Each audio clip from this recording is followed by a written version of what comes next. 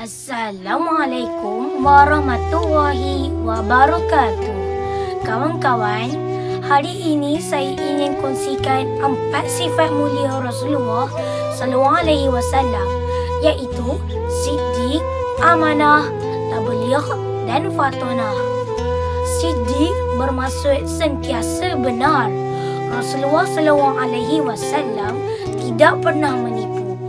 Kita pun perlu jujur supaya orang percaya dan sayang pada kita. Sifat yang kedua, amanah, bermaksud bertanggungjawab.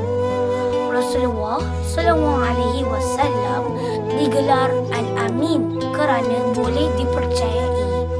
Kita juga boleh jadi amanah dengan siapkan kerja sekolah dan menolong ibu ayah. Sifat terpuji Rasulullah SAW yang ketiga adalah tabligh, bermaksud menyampaikan. Rasulullah SAW menyampaikan ajaran Allah dengan sabar.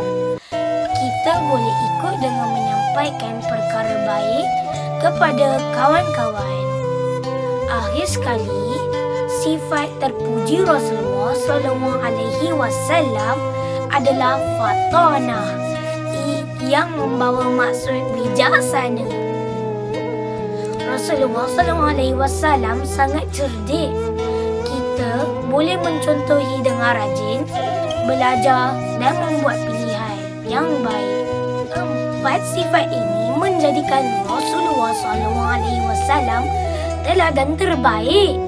Marilah kita sama-sama amalkan dalam kehidupan seharian. Allahumma salli ala Sayyidina Muhammad. Sampai berjumpa lagi kawan-kawan. Assalamualaikum.